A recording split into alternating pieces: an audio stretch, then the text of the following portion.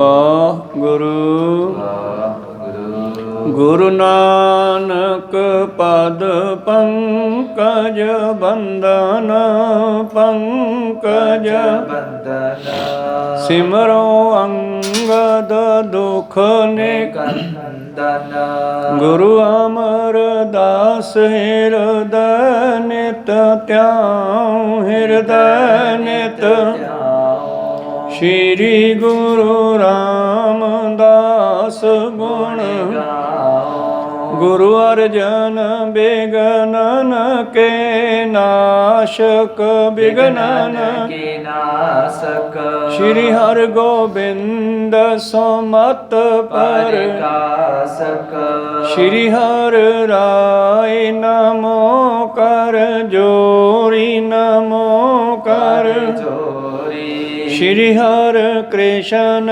ਮਨਾਉ ਬਹੋਰੀ ਗੁਰੂ ਤੇਗ ਬਹਾਦਰ ਪਰਮ ਕਿਰਪਾਲਾ ਪਰਮ ਕਿਰਪਾਲਾ ਸ਼੍ਰੀ ਗੁਰੂ ਗੋਬਿੰਦ ਸਿੰਘ ਬਿਸਾਲਾ ਤਰੋ ਤਰਾ ਪਰ ਪੁਨ ਪੁਨ ਸੀਸਾ ਪੁਨ ਪੁਨ ਬੰਦੋਂ ਬਾਰ ਬਾਰ ਜਗਦੀਸਾ ਏਕ ਓੰਕਾਰ ਸਤਿਗੁਰੂ ਪ੍ਰਸਾਦ ਸਚ ਹੋਏ। ਵਾਹਿਗੁਰੂ ਜੀ ਕੀ ਫਤਿਹ ਹੈ। ਵਿਘਨ ਵਿਨਾਸ਼ਨ ਸੋਏ। ਵਾਹਿਗੁਰੂ ਜੀ ਕੀ ਫਤਿਹ ਹੈ। ਵਿਘਨ ਵਿਨਾਸ਼ਨ ਸੋਏ। ਦੋਹਰਾ ਚੱਲ ਕਰ ਪੁਨ ਡੇਰੇ ਮੇ ਆਏ ਖੜੇ ਹੋਏ ਕੈ ਸਬਨ ਸੁਨਾਏ। ਜੱਸੀ ਆਏ ਭਲੇ ਗੁੜ ਖਾਏ ਚਲੇ ਜੱਸੀ ਆਏ ਚਲੇ ਗੁੜ ਖਾਏ ਚਲੇ। ਵਾਹਿਗੁਰੂ ਜੀ ਕਾ ਖਾਲਸਾ ਵਾਹਿਗੁਰੂ ਜੀ ਕੀ ਫਤਿਹ। ਆਓ ਗੁਰੂ ਪਿਆਰੇ ਗੁਰੂ ਸਵਾਰੇ ਸਤ ਸੰਗੀ ਜਨੋ, ਰੋਜ਼ਾਨਾ ਦੀ ਤਰ੍ਹਾਂ ਪਾਤਸ਼ਾਹ ਜੀ ਕੀ ਅਪਾਰ ਕਿਰਪਾ ਬਖਸ਼ਿਸ਼ ਦਾ ਸਦਕਾ ਪਿਛਲੇ ਪਹਿਰਾਂ ਦੇ ਦੀਵਾਨ ਸਜਾਉਂਦੇ ਹੋਏ ਆਪ ਜੀ ਗੁਰੂ ਚਰਨਾਂ ਵਿਖੇ ਹਾਜ਼ਰੀਆਂ ਲਵਾ ਰਹੇ ਹੋ। ਆਓ ਲੜੀਵਾਰ ਇਤਿਹਾਸ ਦੀ ਕਥਾ ਵਿਚਾਰ ਨਾਲ ਜੁੜਨਾ ਕਰੀਏ ਜੀ।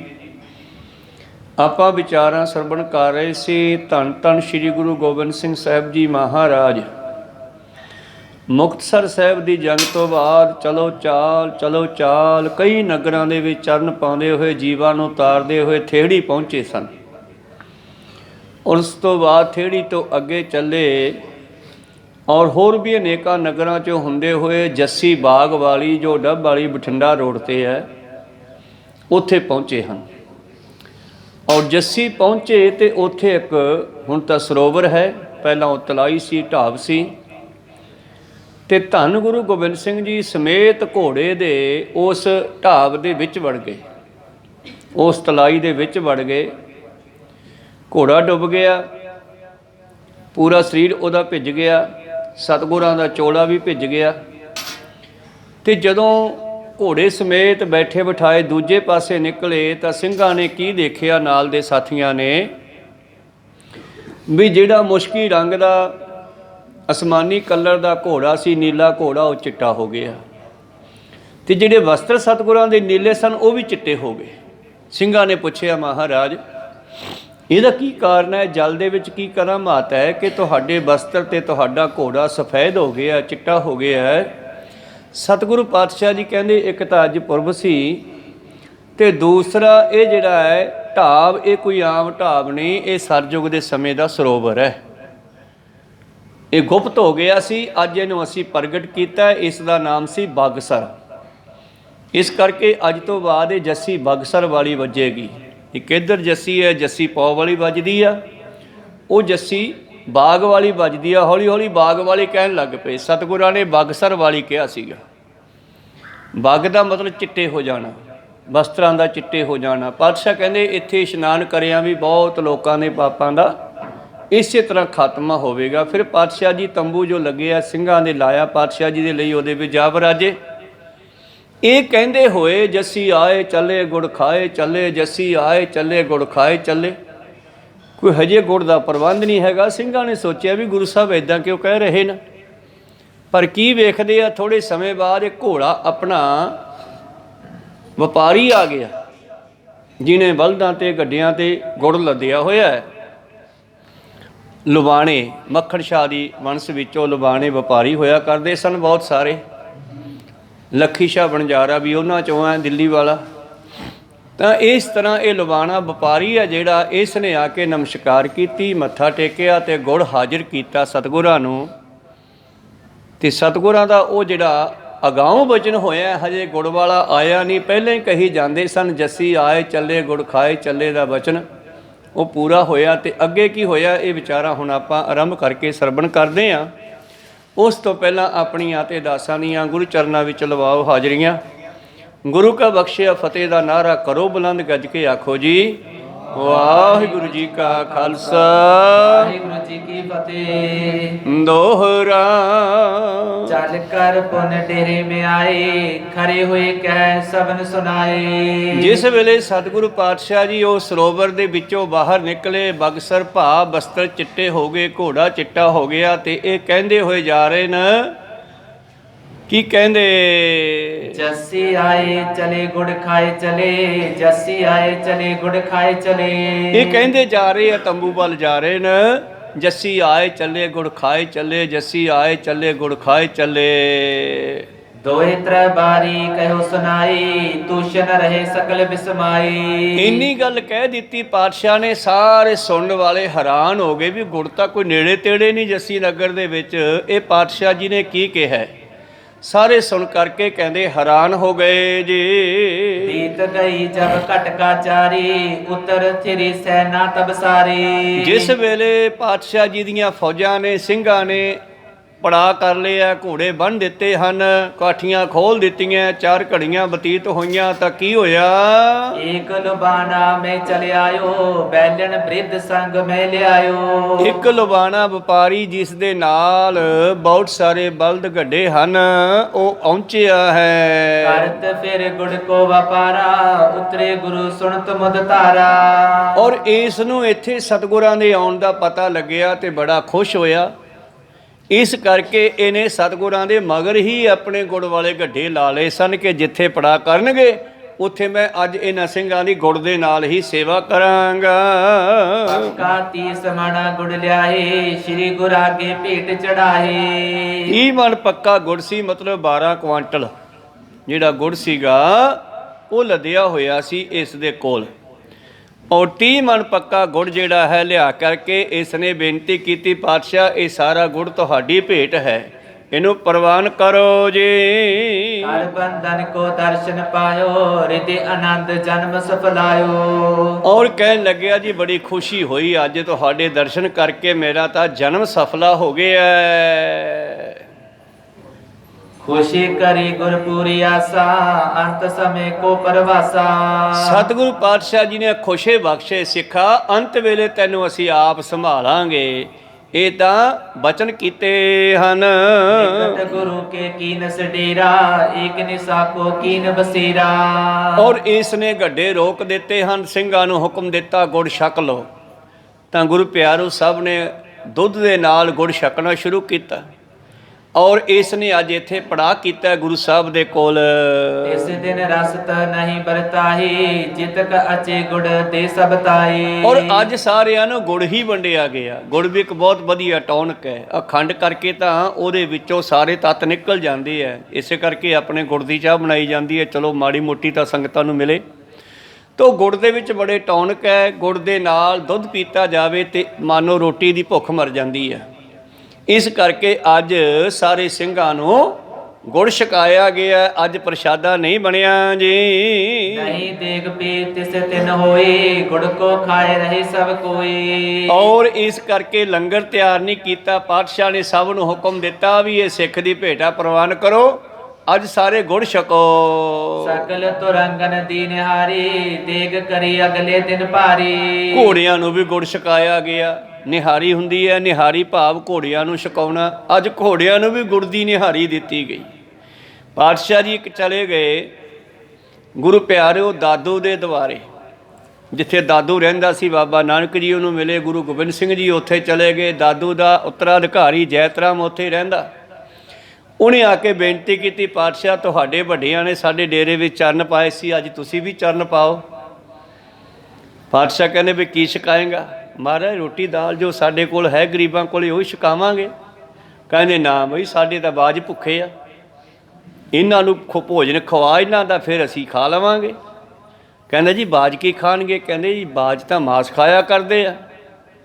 ਭੋਲਾ ਜਿਹਾ ਬਣ ਕੇ ਕਹਿੰਦਾ ਜੀ ਇਹ ਬਾਜਰੀ ਨਹੀਂ ਖਾਂਦੇ। ਕਹਿੰਦੇ ਪੁੱਛ ਲਾ, ਜੇ ਖਾਂਦੇ ਆ ਤਾਂ ਖਵਾ ਦੇ, ਪਹਿਲਾਂ ਇਹਨਾਂ ਨੂੰ ਖਵਾ ਫਿਰ ਅਸੀਂ ਖਾਵਾਂਗੇ।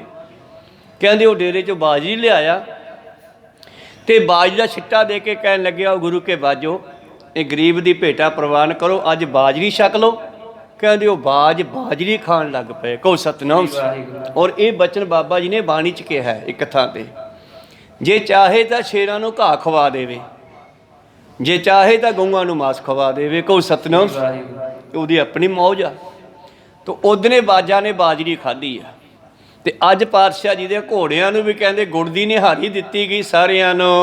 ਬਹੁਰ ਗ੍ਰਾਮ ਕੇ ਨਰਗਣ ਆਏ, ਜਥਾ ਸਕਤ ਭੇਟਣ ਕੋ ਲਿਆਏ। ਫਿਰ ਜੱਸੀ ਨਗਰ ਵਾਲਿਆਂ ਨੂੰ ਪਤਾ ਲੱਗਿਆ ਵੀ ਗੁਰੂ ਸਾਹਿਬ ਸਾਡੇ ਨਗਰ 'ਚ ਆਏ ਨੇ, ਤਾਂ ਪਿੰਡ ਵਾਲੇ ਵੀ ਜਥਾ ਸ਼ਕਤ ਬਿੱਤ ਮੁਤਾਬਕ ਆਪਣੀਆਂ ਭੇਟਾਵਾਂ ਲੈ ਕੇ ਪਹੁੰਚੇ ਜੀ। ਕੇਤਕ ਦਿਨ ਮੁਕਾਮ ਕਰ ਤੇਰੇ, ਬਹੁਰ ਕੂਚ ਤੈ ਤੇ ਪ੍ਰਭ ਕਰੇ। ਕਈ ਦਿਨ ਜੱਸੀ ਬਾਗ ਵਾਲੀ ਰਹਿਣਾ ਕੀਤਾ। ਅੱਜ ਉੱਥੇ ਉਹ ਸਰੋਵਰ ਵੀ ਹੈ ਔਰ ਅਸਥਾਨ ਵੀ ਬਣਿਆ ਹੋਇਆ, ਗੁਰੂ ਘਰ ਵੀ, ਔਰ ਨਿਹੰਗ ਸਿੰਘਾਂ ਦਾ ਉੱਥੇ ਪ੍ਰਬੰਧ ਹੈ। ਗੁਰੂ ਪਿਆਰਿਓ, ਜੱਸੀ ਬਾਗ ਵਾਲੀ ਵੱਜਦੀ ਆ।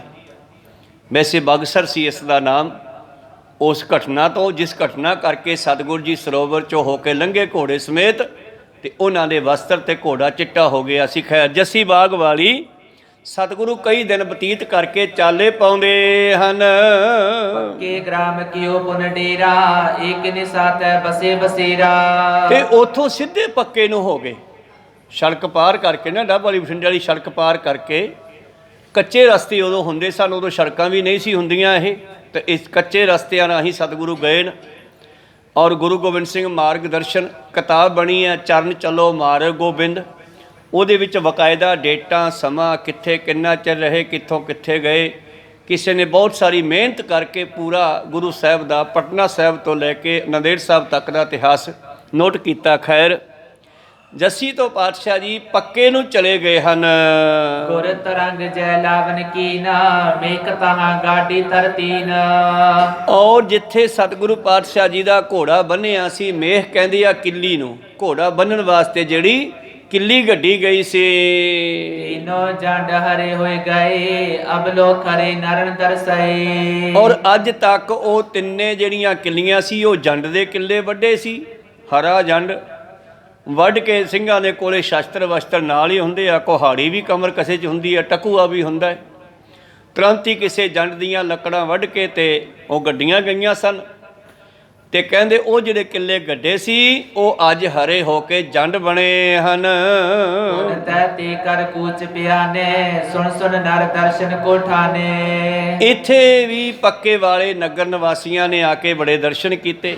ਤੋ ਜੱਸੀ ਬਾਗ ਵਾਲੇ ਨੇ ਇੱਕ ਧੋੜਾ ਜਿਹਾ ਟਿੱਬਾ ਜਿਹਾ, ਜਿਹਦੇ ਉੱਤੇ ਪਿੰਡ ਵਾਲੇ ਅੱਜ ਵੀ ਲਿਪਾਈ ਕਰਦੇ ਆ। ਜੇ ਮੀਂਹ ਨਾ ਪਵੇ ਤਾਂ ਉਹਨੂੰ ਲਿਪ ਜਾਂਦੇ ਆ ਕੇ।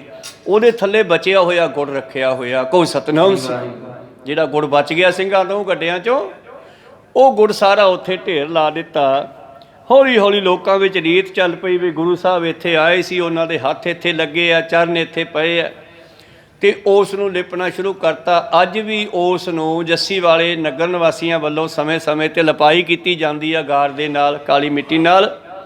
ਜਦੋਂ ਮੀਂਹ ਨਹੀਂ ਪੈਂਦਾ, ਉਹਨਾਂ ਦੀ ਭਾਵਨਾ ਹੈ ਤੇ ਗੁਰੂ ਸਾਹਿਬ ਦੀ ਅੱਗੇ ਅਰਦਾਸ ਹੋ ਜਾਂਦੀ ਹੈ, ਬਾਰਿਸ਼ਾਂ ਵੀ ਹੋ ਜਾਂਦੀਆਂ। ਖੈਰ ਮਨੋਬਿਰਤੀਆਂ ਉੱਥੇ ਰੱਖੀਏ। ਮੇਰੇ ਪ੍ਰੀਤਮ ਜੀ ਪੱਕੇ ਨਗਰ ਚਲੇ ਗਏ, ਉੱਥੇ ਵੀ ਇੱਕ ਰਾਤ ਕੱਟੀ ਹੈ। ਤੈ ਤੇ ਕਰ ਕੂਚ ਪਿਆਨੇ, ਸੁਣ ਸੁਣ ਨਰ ਦਰਸ਼ਨ ਕੋ ਠਾਨੇ। ਔਰ ਪੱਕੇ ਇਲਾਕੇ ਦੇ ਆਸੇ-ਪਾਸੇ ਦੇ ਲੋਕਾਂ ਨੂੰ ਜਿਵੇਂ ਜਿਵੇਂ ਪਤਾ ਲੱਗਦਾ ਕਿ ਗੁਰੂ ਗੋਬਿੰਦ ਸਿੰਘ ਜੀ ਮਹਾਰਾਜ ਜੋ ਲੰਬਾ ਸਮਾਂ ਅਨੰਦਪੁਰ ਵਿੱਚ ਜੰਗ ਕਰਦੇ ਰਹੇ, ਜਿਹੜੇ ਕਿ ਪਿੱਛੇ ਮੁਕਤਸਰ ਦੇ ਵਿੱਚ ਵੀ ਜੰਗ ਕਰਕੇ ਆਏ, ਹੁਣ ਸਾਡੇ ਨਗਰ ਵਿੱਚ ਆਏ ਹਨ, ਸਾਰੇ ਲੋਕ ਪੱਕੇ ਵੱਲ ਧਾਈ ਕਰਕੇ ਦਰਸ਼ਨਾਂ ਲਈ ਆਉਂਦੇ ਹਨ। ਰਹੋ ਨਿਕਟ ਤਲਵੰਡੀ ਗ੍ਰਾਮੋ, ਜਹਾਂ ਬਸੇ ਡੱਲਾ ਕਰ ਧਾਮੋ। ਔਰ ਤਲਵੰਡੀ ਦਾ ਚੌਧਰੀ ਡੱਲਾ, ਉਸ ਨੂੰ ਪਤਾ ਲੱਗਿਆ ਕਿਉਂਕਿ ਤਲਵੰਡੀ ਪੱਕੇ ਦੇ ਉਧਰ ਦੀ ਨੇੜੇ ਪੈਂਦੀ ਹੈ। ਸਾਬੋ ਕੋ ਰਾਹਕ ਗਣ ਜੀਤੇ ਤਿਸ ਕੇ ਅਨੁਸਾਰੀ ਰਹਤੇ ਤੇ। ਔਰ ਜਿੰਨੇ ਸਾਬੋ ਕੀ ਤਲਵੰਡੀ ਦੇ ਰਾਹਕ ਹੁੰਦਾ ਕਿਸਾਨ ਜ਼ਿਮੀਂਦਾਰ ਭਾਰ ਪਿੰਡ ਦੇ ਜਿਹੜੇ ਲੋਕ ਸਨ, ਇਹ ਡੱਲੇ ਚੌਧਰੀ ਦੀ ਗੱਲ ਮੰਨਦੇ ਸਨ, ਇਹਦੇ ਮੁਤਾਬਕ ਚੱਲਦੇ ਸਨ। ਇਹ ਪਿੰਡ ਦਾ ਮਾਨੋ ਮੋਹਤਵਾਰ ਬੰਦਾ ਸੀ। ਤਿਸ ਸੁਨ ਕਰ ਸਤਿਗੁਰ ਅਗਵਨੋ ਆਏ ਨਿਕਟ ਦੁਸ਼ਟ ਦਲ ਦਬਨੋ। ਤੇ ਜਿਸ ਵੇਲੇ ਇਸ ਭਾਈ ਡੱਲੇ ਨੂੰ ਪਤਾ ਲੱਗਿਆ ਕਿ ਦੁਸ਼ਟਾਂ ਦੇ ਦਲਾਂ ਨੂੰ ਦਮਣ ਵਾਲੇ, ਭਾਵ ਖਤਮ ਕਰਨ ਵਾਲੇ, ਦੱਬਣ ਵਾਲੇ, ਦੁਸ਼ਟਾਂ ਨੂੰ ਖਤਮ ਕਰਨ ਵਾਲੇ ਧੰਨ ਗੁਰੂ ਗੋਬਿੰਦ ਸਿੰਘ ਜੀ ਸਾਡੇ ਇਲਾਕੇ ਵਿੱਚ ਆ ਰਹੇ ਹਨ, ਤੇ ਡੱਲਾ ਜਿਹੜਾ ਹੈ ਦਮਦਮਾ ਸਾਹਿਬ ਤਲਵੰਡੀ ਵਾਲਾ ਜਿਹੜਾ ਹੈ ਸਤਿਗੁਰਾਂ ਦੇ ਕੋਲ ਜਾਂਦਾ ਹੈ। ਪਵਨ ਪਵਨ ਪ੍ਰਤ ਮਨ ਪਠ ਕੈ ਰਾਹਕ ਸਕਲ ਹਕਾਰ ਇਠ ਘਟ ਕੈ। ਔਰ ਇਸ ਨੇ ਆਪਣੇ ਸੰਗੀ ਸਾਥੀ ਨੌਜਵਾਨਾਂ ਨੂੰ ਇਕੱਠੇ ਕੀਤਾ ਹੈ ਜਿਹੜੇ ਇਹਦੀ ਗੱਲ ਮੰਨਦੇ ਹਨ। ਨਗਰ ਨਿਵਾਸੀ ਘਰ ਘਰ ਦਾ ਬੰਦਾ ਸੱਦਿਆ ਵੀ ਚਲੋ ਗੁਰੂ ਸਾਹਿਬ ਨੂੰ ਆਪਣੇ ਪਿੰਡ ਲੈ ਕੇ ਆਈਏ। ਸ਼ਾਸਤਰ ਧਾਰ ਤਤ ਛਿਨ ਚਲ ਆਏ ਸੋ ਪਟ ਚਤਰ ਛਤ ਕੋ ਸਮਦਾਏ। ਇਸ ਤਰ੍ਹਾਂ ਗੁਰੂ ਪਿਆਰਿਓ ਇਸ ਦੇ ਨਾਲ 400 ਨੌਜਵਾਨ ਸ਼ਸਤਰਧਾਰੀ ਇਹਨੇ ਆਪਣੇ ਨਾਲ ਤਿਆਰ ਕੀਤਾ, ਕਿਉਂਕਿ ਚੌਧਰੀ ਸੀਗਾ ਪਿੰਡ ਦਾ। ਔਰ ਉਹ ਜਿਹੜੇ ਸ਼ਸਤਰਧਾਰੀ ਨੌਜਵਾਨ ਸਨ ਉਹਨਾਂ ਨੂੰ ਬੜੇ ਤਕੜੇ ਸਿਪਾਹੀ ਸਮਝਦਾ ਸੀ ਇਹ।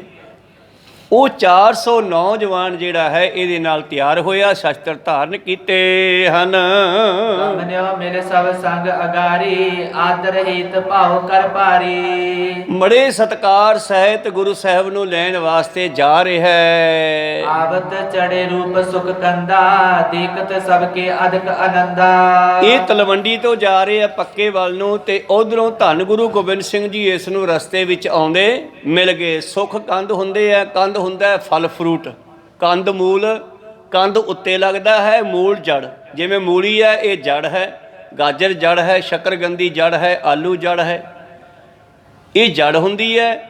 ਜੰਗਲਾਂ ਵਿੱਚ ਰਹਿਣ ਵਾਲੇ ਸਾਧੂ ਮੂਲ ਕੀ ਖਾਂਦੇ ਸਨ? ਕੰਦ ਮੂਲ, ਜਾਂ ਜੜਾਂ ਵਿੱਚ ਲੱਗਣ ਵਾਲਾ ਫਲ ਜਾਂ ਉੱਤੇ ਲੱਗਣ ਵਾਲਾ ਫਲ। ਤੇ ਕੰਦ ਹੁੰਦਾ ਕੋਈ ਫਲ, ਤੇ ਗੁਰੂ ਕੀ ਹੈ? ਸੁੱਖ ਕੰਦ, ਸੁੱਖਾਂ ਦੇ ਦਾਤੇ, ਸੁੱਖਾਂ ਦੇ ਫਲ, ਕਉ ਸਤਿਨਾਮ ਦਾਤਾਂ ਦੇਣ ਵਾਲੇ।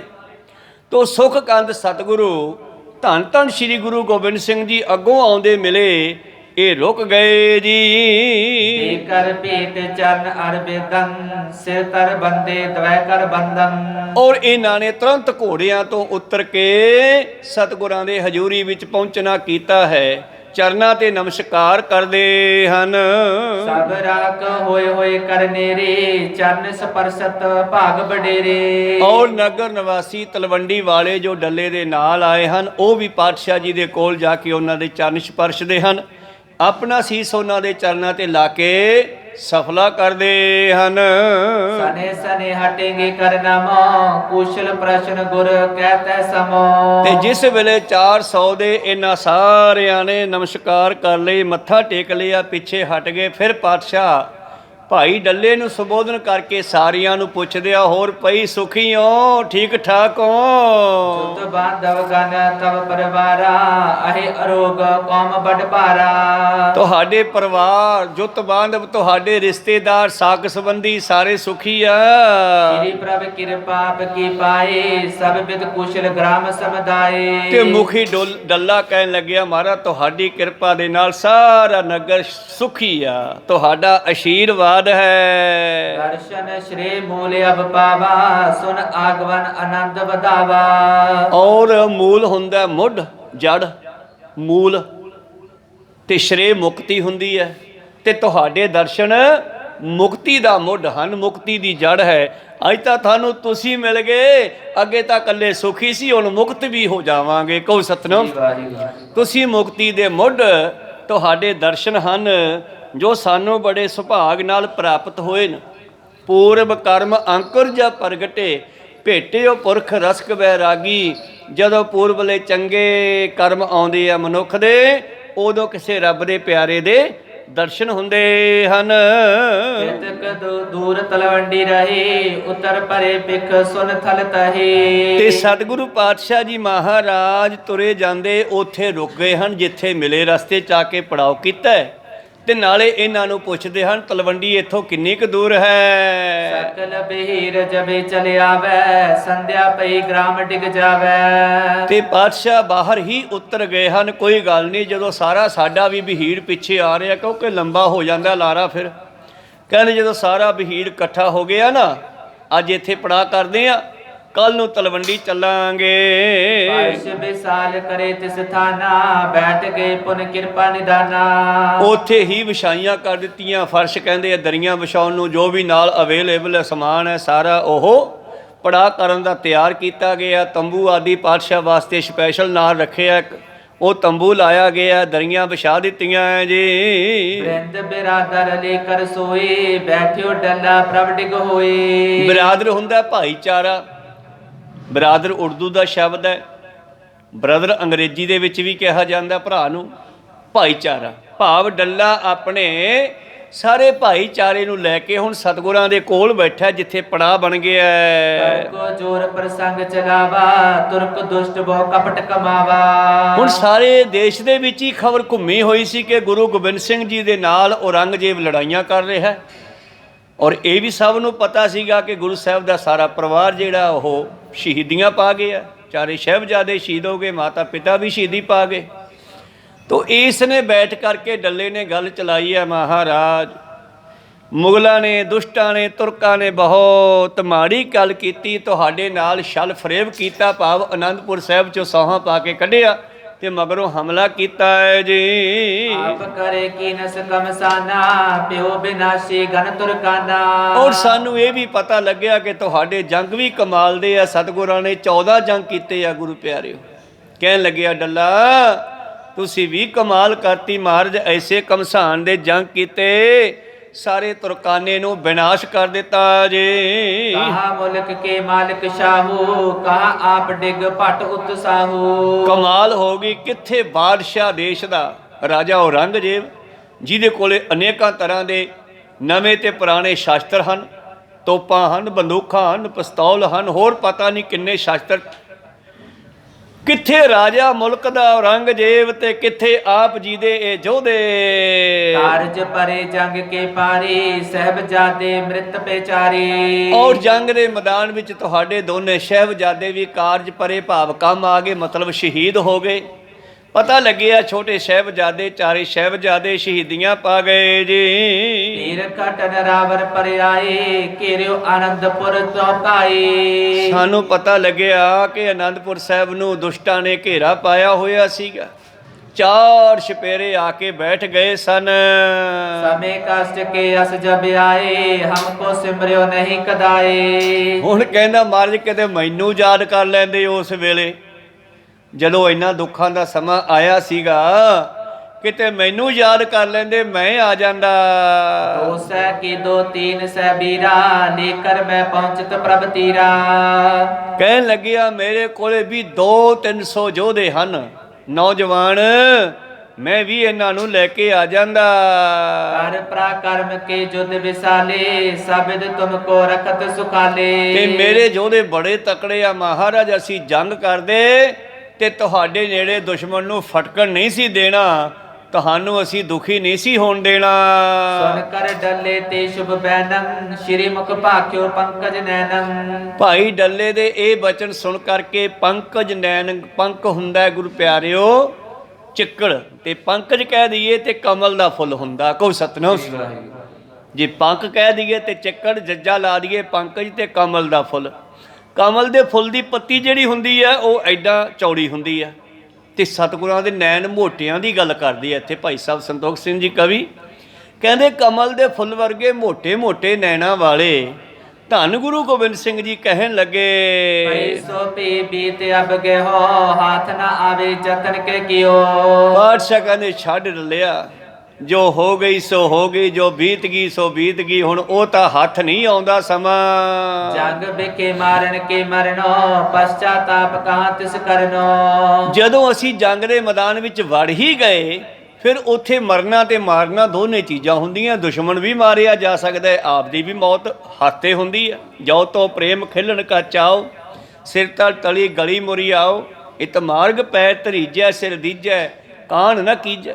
ਕੋਈ ਗੱਲ ਨਹੀਂ ਡੱਲਿਆ, ਇਹ ਜੰਗ ਦਾ ਮੈਦਾਨ ਸੀਗਾ, ਫਿਰ ਉਹਦੇ ਵਿੱਚ ਮਰਨਾ ਮਾਰਨਾ ਤਾਂ ਹੁੰਦਾ ਹੀ ਹੈ, ਕਾਹਦਾ ਪਛਤਾਤਾਪ ਕਰਨਾ ਹੈ। ਡਾਲਾ ਬੋਲਿਓ ਸੁਨੈ ਸੇ ਅਹੇ ਜਥਾਵਤ ਉਚਰੋ ਜੈਸੇ। ਹਾਂ ਮਹਾਰਾਜ, ਗੱਲ ਤਾਂ ਤੁਹਾਡੀ ਠੀਕ ਆ, ਹੁਣ ਉਹ ਸਮਾਂ ਤਾਂ ਹੱਥ ਨਹੀਂ ਆਉਂਦਾ। ਦਾਸ ਹਮਰਾ ਵਰ ਕੇਰੇ ਘਲ ਤਰਨ ਕਮਸਾਨ ਕਨੇਰੇ। ਪਰ ਫਿਰ ਵੀ ਮਹਾਰਾਜ ਅਸੀਂ ਵੀ ਤੁਹਾਡੇ ਸੇਵਕ ਹਾਂ, ਜੇ ਕਿਤੇ ਸਾਨੂੰ ਯਾਦ ਕਰ ਲੈਂਦੇ ਅਸੀਂ ਬੜਾ ਭਿਆਨਕ ਜੰਗ ਕਰਨਾ ਸੀ। ਕਰਤ ਕਾਜ ਰਾਵਰ ਕੇ ਤਬੋਂ ਲੈ ਕਰ ਮੈਂ ਪਹੁੰਚਤ ਪਟ ਸਭੋਂ। ਜੇ ਕਿਤੇ ਮੈਨੂੰ ਪਤਾ ਲੱਗ ਜਾਂਦਾ ਜਾਂ ਕਿਤੇ ਮੈਨੂੰ ਸੱਦਾ ਦੇ ਦਿੰਦੇ ਤਾਂ ਮੈਂ ਆਪਣੇ ਫੌਜ ਲੈ ਕੇ, ਆਪਣੇ ਨੌਜਵਾਨ ਲੈ ਕੇ ਤੁਰੰਤ ਜੰਗ ਵਿੱਚ ਆ ਜਾਂਦਾ। ਲਿਖਤ ਹੁਕਮਨਾਮਾ ਜੇ ਪਟ ਹੋ ਬਿਨਾ ਬਿਲੰਬ ਮਿਲਤ ਮੈਂ ਤਟ ਹੋ। ਕਿਤੇ ਮੈਨੂੰ ਚਿੱਠੀ ਪਾ ਦਿੰਦੇ ਮਹਾਰਾਜ, ਕਿਤੇ ਮੈਨੂੰ ਸੁਨੇਹਾ ਹੀ ਭੇਜ ਦਿੰਦੇ, ਹੁਕਮਨਾਮਾ ਹੀ ਲਿਖ ਕੇ ਭੇਜ ਦਿੰਦੇ ਵੀ ਆ ਜਾ ਭਾਈ ਡੱਲਿਆ, ਤਾਂ ਮੈਂ ਤੁਰੰਤ ਆ ਜਾਂਦਾ।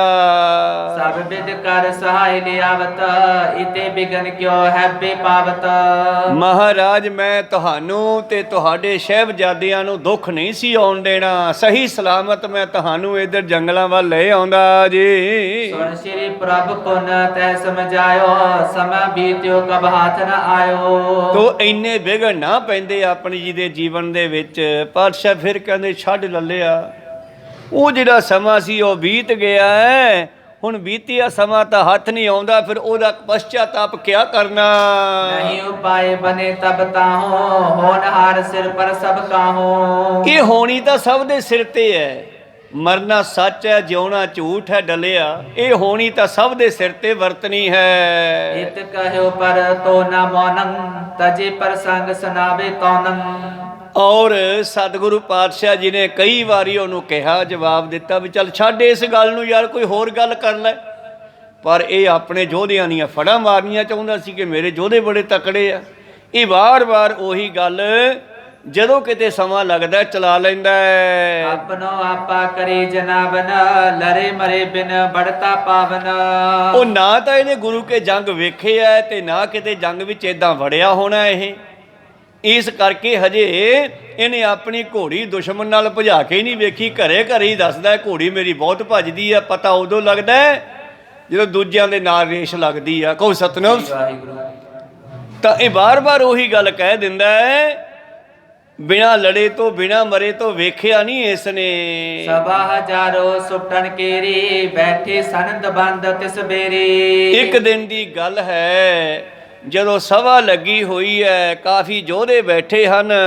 ਲਾਪੁਰ ਕੇ ਕਾਰੀਗਰ ਆਹੇ ਬਹੁ ਮੌਲੀ ਪਰ ਤੁਪਕਨ ਲਿਆਏ। ਉਹਨਾਂ ਦਿਨਾਂ ਦੇ ਵਿੱਚ ਕਿਤੇ ਸਤਿਗੁਰਾਂ ਨੂੰ ਮਿਸਤਰੀਆਂ ਨੇ, ਕਾਰੀਗਰਾਂ ਨੇ ਬੜੀ ਕੀਮਤੀ ਬੰਦੂਕ ਭੇਟਾ ਕਰਤੀ। ਹਜ਼ਾਰਾਂ ਸਿੰਘ ਬੈਠੇ ਪਾਤਸ਼ਾਹ ਤਲਵੰਡੀ ਆ, ਤਾਂ ਕਹਿੰਦੇ ਇੱਕ ਬੜੀ ਸੁੰਦਰ ਬੰਦੂਕ ਸਤਿਗੁਰਾਂ ਨੂੰ ਭੇਟ ਕਰ ਦਿੱਤੇ ਹੈ। ਆਨ ਹਜੂਰ ਪ੍ਰਭੂ ਕੇ ਤਰੀ ਕਰ ਪੰਕਜ ਮੈਂ ਗਹਿਬੇ ਕਰੇ। ਔਰ ਲਿਆ ਕੇ ਉਹਨਾਂ ਸਤਿਗੁਰਾਂ ਦੇ ਸਾਹਮਣੇ ਰੱਖ ਦਿੱਤੀ ਆ। ਮਹਾਰਾਜ ਜੀ ਭੇਟਾ ਪ੍ਰਵਾਨ ਕਰੋ। ਹੁਣ ਪਾਤਸ਼ਾਹ ਨੂੰ ਸ਼ਾਸਤਰ ਬੜੇ ਚੰਗੇ ਲੱਗਦੇ ਆ, ਉਹਨਾਂ ਦੇ ਬੰਦੂਕ ਰੱਖਦੇ ਆ, ਬੰਦੂਕ ਚੱਕ ਲਈ ਆ। ਪਾਤਸ਼ਾਹ ਉਹਨੂੰ ਚੰਗੀ ਤਰ੍ਹਾਂ ਜਾਚਣ ਪਰਖਣ ਲੱਗੇ, ਕਿੰਨੀ ਕੁ ਮਜ਼ਬੂਤ ਹੈ, ਕਿੰਨੀ ਕੁ ਤਕੜੀ ਹੈ, ਬੜੀ ਸੁੰਦਰ ਬਣਾਈ ਆ। ਕੀ ਹੋਇਆ ਫਿਰ? ਅੰਤਰ ਬਹਿਰ ਹੀਰ ਬਿਦਨਾਨਾ ਦਸਤਰ ਵਾਕਰ ਤਾਕ ਨਿਸ਼ਾਨਾ। ਉਸ ਦਾ ਹੱਥਾ ਵੇਖਦੇ ਆ, ਦਸਤਰਮਾ ਹੱਥ 'ਚ ਫੜਨ ਵਾਲਾ ਲੱਕੜ ਦਾ ਪੀਸ, ਉਹਨੂੰ ਦਸਤਰਮਾ ਕਹਿੰਦੇ ਆ ਉਰਦੂ ਦੇ ਵਿੱਚ। ਉਹਦਾ ਹੱਥਾ ਵੇਖਿਆ, ਉਹਦੀ ਪਾਈਪ ਦੇਖੀ ਆ, ਨਾਲੀ ਦੇਖੀ ਆ, ਔਰ ਹੱਥ ਵਿੱਚ ਫੜ ਕੇ ਸਤਿਗੁਰੂ ਏਦਾਂ ਨਿਸ਼ਾਨਾ ਬਿੰਨ ਕੇ ਵੀ ਦੇਖਦੇ ਆ, ਉਹਦੀ ਮੱਖੀ ਵੀ ਚੈੱਕ ਕਰਦੇ ਆ ਵੀ ਨਿਸ਼ਾਨਾ ਸਹੀ ਜਾਂਦਾ। ਸਭਾ ਬਿਕੇ ਡੱਲੇ ਕੋ ਪਰਖਣ ਸਭਨ ਸੁਨਾਏ ਕਹਿਓ ਰਿਪ ਧਰਖਣ। ਪਿਛਲੇ ਕਈ ਦਿਨਾਂ ਤੋਂ ਡੱਲਾ ਬਾਰ-ਬਾਰ ਆਪਦੇ ਯੋਧਿਆਂ ਦੀਆਂ ਗੱਲਾਂ ਕਰਦਾ ਸੀਗਾ। ਮਹਾਰਾਜ ਕਿਤੇ ਮੈਨੂੰ ਯਾਦ ਕੀਤਾ ਹੁੰਦਾ, ਮੇਰੇ ਯੋਧੇ ਬੜੇ ਤਕੜੇ ਸੀ। ਤਾਂ ਅੱਜ ਪਾਤਸ਼ਾਹ ਕਹਿੰਦੇ ਡੱਲੇ ਨੂੰ ਕਿਵੇਂ ਚੁੱਪ ਕਰਾਈਏ, ਅੱਜ ਵੇਖਦੇ ਆ। ਔ ਡੱਲਾ ਦੀ ਜੇ ਨਰ ਦੋਏ ਹਤੇ ਤੁਰੰਗ ਪਰਖ ਪਨ ਹੋਏ। ਔਰ ਪਾਤਸ਼ਾਹ ਪਾ ਕੇ ਬੰਦੂਕ ਵਿੱਚ ਗੋਲੀ ਕਹਿੰਦੇ ਡੱਲਿਆ ਲਿਆ ਤੇਰੇ ਯੋਧਿਆਂ ਨੂੰ ਵੇਖੀਏ ਭਲਾ ਕਿੰਨੇ ਕੁ ਤਕੜੇ ਐ, ਨਾਲੇ ਬੰਦੂਕ ਦਾ ਨਿਸ਼ਾਨਾ ਵੇਖਦੀਏ ਸਿੱਧਾ ਵੱਜਦਾ ਕਿ ਨਹੀਂ।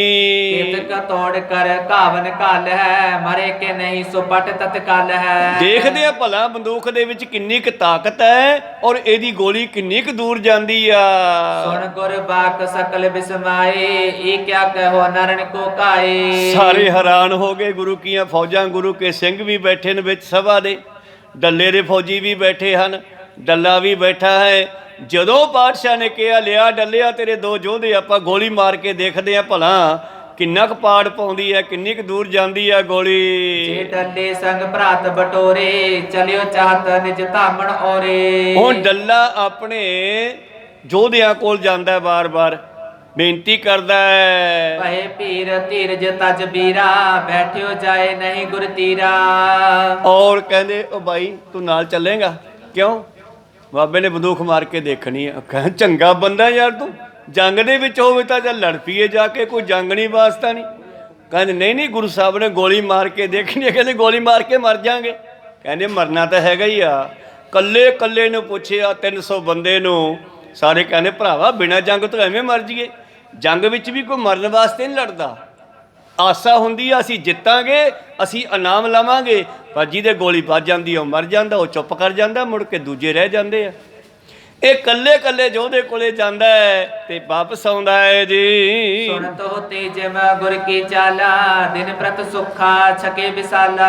ਔਰ ਜਿਸ ਵੇਲੇ ਡੱਲੇ ਨੇ ਜਾ ਕੇ ਆਪਣੇ ਬੰਦਿਆਂ ਨੂੰ ਕਿਹਾ ਕਿ ਪਾਤਸ਼ਾਹ ਨੇ ਗੋਲੀ ਮਾਰ ਕੇ ਦੇਖਣੀ ਹੈ, ਹੁਣ ਇਹਨਾਂ ਨੇ ਇਹ ਵੀ ਸੁਣਿਆ ਸੀਗਾ ਕਿ ਪਾਤਸ਼ਾਹ ਢੰਡਿਆਈ ਵੀ ਛਕਦੇ ਆ, ਵੀ ਸੁੱਖਾ ਵੀ ਛਕਦੇ ਆ। ਯਾਰ ਉਹਨਾਂ ਦਾ ਕੀ ਪਤਾ ਕਿਹਦੇ ਗੋਲੀਆਂ ਮਾਰਨ, ਕਿਵੇਂ ਮਾਰਨ। ਹੁਣ ਗੁਰੂ ਦੀ ਚਾਲ ਦਾ ਇਹ ਵੀ ਇਹਨਾਂ ਨੂੰ ਪਤਾ ਸੀਗਾ, ਪਰ ਗੁਰੂ ਦੀਆਂ ਰਮਜ਼ਾਂ ਨੂੰ ਹਰੇਕ ਨਹੀਂ ਸਮਝ ਸਕਦਾ। ਨਾਨਕ ਦੀਆਂ ਗੁੱਝੀਆਂ ਰਮਜ਼ਾਂ ਨੂੰ ਬੇਸਮਝ ਜਮਾਨਾ ਕੀ ਜਾਣੇ। ਤਾਂ ਇਸ ਤਰ੍ਹਾਂ ਡੱਲੇ ਦੇ ਬੰਦਿਆਂ ਨੇ ਜਵਾਬ ਦਿੱਤਾ ਹੈ ਜੀ। मन भावत बोले मुख आए, अहे शरीर कह बेमुख बनाए। ਚੰਗਾ ਬੰਦਾ ਯਾਰ ਤੂੰ, ਇਹ ਸਰੀਰ ਹੈ ਇਹ ਕਿਵੇਂ ਬਾਜੂਗਾ ਭਲਾ ਗੋਲੀ ਖਾ ਕੇ? ਅਸੀਂ ਨਹੀਂ ਜਾਂਦੇ। तुपक परख बे नर हत चहे, कहो कौन के मैं इन डिग रहे। ਜੇ ਆਏ ਬੰਦਿਆਂ ਤੇ ਬੰਦੂਕਾਂ ਪਰਖਣਗੇ ਤੇ ਫਿਰ ਕਿਹੜਾ ਬੰਦਾ ਇਹਨਾਂ ਕੋਲੇ ਰਹੂਗਾ? ਇਹ ਗੱਲ ਠੀਕ ਨਹੀਂ। ਬੰਦੂਕ ਪਰਖਣੀ ਆ, ਗੱਤਕਾ ਖੇਡ ਲਓ, ਕਿਸੇ ਜਾਨਵਰ ਦੇ ਮਾਰ ਕੇ ਦੇਖ ਲਓ, ਬੰਦੇ ਦੇ ਥੋੜਾ ਹੀ ਮਾਰਨੀ ਆ। ਸਾਰੇ ਇਉਂ ਤਰ੍ਹਾਂ ਤਰ੍ਹਾਂ ਦੀਆਂ ਗੱਲਾਂ ਕਰਕੇ ਜਵਾਬ ਦੇਣ ਲੱਗੇ। तब डले की आंख बचाए, आधी राख गए सिधाए। ਅੱਧੇ ਕੁ ਤਾਂ ਜਿਹੜੇ ਵਿੱਚ ਬੈਠੇ ਸੀ ਅੱਖ ਬਚਾ ਕੇ ਤੁਰ ਗਏ ਵੀ ਹੁਣ ਡੱਲਾ ਮੇਰੇ ਕੰਨੀ ਨਾ ਆ ਜੇ ਕਿਤੇ, ਆਪਾਂ ਬੋਚ ਕੇ ਉੱਠ ਚੱਲੋ। ਕਈਆਂ ਨੂੰ ਪੁੱਛਿਆ ਤੇ ਕਈ ਬਿਨਾਂ ਪੁੱਛੇ ਤੂੰ ਹੀ ਉੱਠ ਕੇ ਡਰਦੇ ਹੀ ਚਲੇ ਗਏ। कहके दे अगर तू आए, खरो होए गुल का तन खाए। ਕਿਤੇ ਮੈਨੂੰ ਨਾ ਕਹਿ ਦੇਵੇ ਵੀ ਚੱਲ ਤੇਰੇ ਗੋਲੀ ਮਾਰ ਕੇ ਦੇਖਣੀ ਹੈ। ਇਸ ਕਰਕੇ ਕਈ ਅੱਖ ਬਚਾ ਕੇ ਟੱਪ ਗਏ ਤੇ ਕਈ ਜਵਾਬ ਦੇ ਕੇ ਟੱਪ ਗਏ। आस पै तर तर करो सिधारे, अर्ध रहे सो पी डर तारे। ਤੋ ਕੁਛ ਨੂੰ ਪੁੱਛ ਲਿਆ ਸੀ, ਕੁਛ ਉਦਾਂ ਹੀ ਸੁਣ ਕੇ ਭੱਜ ਗਏ। सुन डल्ला बिस्म्यो तर मौन, बैठियो नीव गरीब मुख आन। ਔਰ ਮੁੜ ਆਇਆ ਤੇ ਗੁਰੂ ਸਾਹਿਬ ਦੀ ਹਜ਼ੂਰੀ ਵਿੱਚ ਨੀਵੀਂ ਜੀ ਪਾ ਕੇ ਬਹਿ ਗਿਆ। कहो तो कह तो बो पाती, कह तूशन पा निज मत जाती। ਜਿਹੜਾ ਪਹਿਲਾਂ ਕਹਿੰਦਾ ਹੁੰਦਾ ਸੀਗਾ ਮੇਰੇ ਯੋਧੇ ਬੜੇ ਤਕੜੇ ਆ, ਤੇ ਹੁਣ ਬੋਲਿਆ ਨਹੀਂ ਜਾਂਦਾ। श्री प्रभु तुपक हाथ तर रहे, कबू पलीता खोलत लहे। ਕਦੇ ਪਾਤਸ਼ਾਹ ਉਹ ਜਿਹੜੇ ਡੰਡੇ ਨਾਲ ਅੱਗ ਲਾਈ ਹੁੰਦੀ ਹੈ ਨਾ, ਉਹ ਬੰਦੂਕ ਪਿੱਛੋਂ ਐ ਅੱਗ ਲਾਈ ਦੀ ਆ, ਉਹ 'ਚ ਬਰੂਦ ਤੇ ਛਿੱਕਾ ਭਰਿਆ ਜਾਂਦਾ। ਅੱਜ ਕੱਲ੍ਹ ਤਾਂ ਗੋਲੀਆਂ ਬਣ ਗਈਆਂ ਨਾ, ਇੱਕ ਕਾਗਜ਼ ਦੇ ਵਿੱਚ, ਮੋਟੇ ਕਾਗਜ਼ ਵਿੱਚ ਬਰੂਦ ਬੰਦ ਹੈ, ਉਦੋਂ ਸੱਟ ਵੱਜਦੀ ਆ ਘੋੜੇ ਦੀ, ਫਿਰ ਉਹ ਫਟ ਜਾਂਦਾ ਤੇ ਉਹਦੀਆਂ ਗੋਲੀਆਂ ਨਿਕਲ ਕੇ ਛਾਲੇ ਉੱਡ ਜਾਂਦੇ ਆ। ਪਹਿਲਾਂ ਉੱਦਾਂ ਖੁੱਲ੍ਹਾ ਹੀ ਹੁੰਦਾ ਸੀ, ਐਂ ਭਰਿਆ ਜਾਂਦਾ ਸੀਗਾ, ਫਿਰ ਪਿੱਛੋਂ ਨੂੰ ਅੱਗ ਲਾਤੀ ਜਾਂਦੀ, ਪਿੱਛੋਂ ਅੱਗ ਦੇ ਨਾਲ ਉਹ ਬਰੂਦ ਫੁੜ ਕੇ ਬਾਹਰ ਜਾਂਦਾ ਸੀਗਾ। ਹੁਣ ਪਾਤਸ਼ਾਹ ਗੋਲੀ ਬੰਦੂਕ ਭਰ ਕੇ ਬੈਠੇ ਨੇ, ਹੱਥ ਵਿੱਚ ਛਟੀ ਦੇ ਨਾਲ ਲੱਗੀ ਹੋਈ ਅੱਗ ਵੀ ਪਲੀਤਾ ਵੀ ਹੈ। ਪਾਤਸ਼ਾਹ ਕਦੇ ਬੰਦੂਕ ਨੂੰ ਖਿਲਾਰਦੇ ਆ ਤੇ ਕਦੇ ਹੱਥ ਵਾਲੇ ਪਲੀਤੇ ਨੂੰ ਵੇਖਦੇ ਵੀ ਚੱਲ ਰਿਹਾ ਹੈ, ਤੇ ਸਾਹਮਣੇ ਡੱਲਾ नीवी पाके बैठा है। काज निकाल डालत जब कबै, कोठी कितक बनी लख तबै। और सतगुरु पातशाह कदे बंदूक दी गोली विचों वेखदे आ, पैप नूं विचों वेखदे आ, कदे उस दा गज वेखदे हन। एम देखत पै केतक समय, डिग बैठे सबके मुख निमे। और जिन्ने सामने बैठे सी सारे नीवियां पा के बह गए, डल्ला तो बैठा ही बैठा, कुछ इहदे साथी भी नीवियां पा गए ਤੇ ਸਿੰਘ ਵੀ ਹੈਰਾਨ ਹੈ ਵੀ ਗੁਰੂ ਸਾਹਿਬ ਬੰਦੂਕ ਗੋਲੀ ਬੰਦੇ ਦੇ ਕਾਹਦੇ ਵਾਸਤੇ ਮਾਰ ਕੇ ਦੇਖਣੀ ਆ। ਕੌਣ ਬੋਲੇ ਡਲੇ ਨਰ ਦੋਏ ਹਮਕੋ ਦਿਓ ਖਰੇ ਹੋਏ ਜੋਏ। ਜਦੋਂ ਕੁਝ ਸਮਾਂ ਬਤੀਤ ਹੋ ਗਿਆ ਨਾ, ਪਾਤਸ਼ਾਹ ਕਹਿੰਦੇ ਉਹ ਡੱਲਿਆ ਤੇਰੇ ਦੋ ਬੰਦੇ ਆਏ ਨਹੀਂ ਯਾਰ, ਮੈਂ ਗੋਲੀ ਮਾਰ ਕੇ ਦੇਖਣੀ ਸੀ, ਜਾਂ ਲੈ ਕੇ ਆ। ਮਾਰ ਤੁਫਾਂਗਣ ਪਰਖਣ ਠਾਨੈ ਕਿਤਕ ਕਾਵ ਕਰੇ ਸਭ ਜਾਣੈ। ਆ ਨਵੀਂ ਬੰਦੂਕ ਆਈ ਸੀ, ਆਪਾਂ ਚਲਾ ਕੇ ਦੇਖਣੀ ਆ ਕਿੱਡਾ ਕੁ ਜ਼ਖਮ ਕਰਦੀ ਆ ਬੰਦੇ ਦੇ। ਸੁਨ ਕਰ ਡੱਲੇ ਤੂਸ਼ਨ ਠਾਨੀ ਉੱਚ ਗਰੀਬ ਕਰ ਕਛ ਨਾ ਬਖਾਨੀ। ਔਰ ਚੁੱਪ ਕਰਕੇ ਬੈਠਾ ਹੈ, ਹੱਥ ਬੰਨੀ ਬੈਠਾ ਹੈ, ਨੀਵੀਂ ਪਾਈ ਹੈ, ਹੁਣ ਤਾਂ ਸਿੱਧਾ ਝਾਕਦਾ ਵੀ ਨਹੀਂ। ਸੁਨ ਬੰਦਪ ਉਠ ਬੋ ਗਏ ਤੀਰ ਸੈਤ ਨਾ ਥਿਰਤਾ ਲਏ। ਇਹਦੇ ਸੰਬੰਧੀ ਨੌਜਵਾਨ ਜਿਹੜੇ ਸਨ ਉੱਠ ਕੇ ਚਲੇ ਗਏ, ਉਹਨਾਂ ਦਾ ਧੀਰਜ ਟੁੱਟ ਗਿਆ।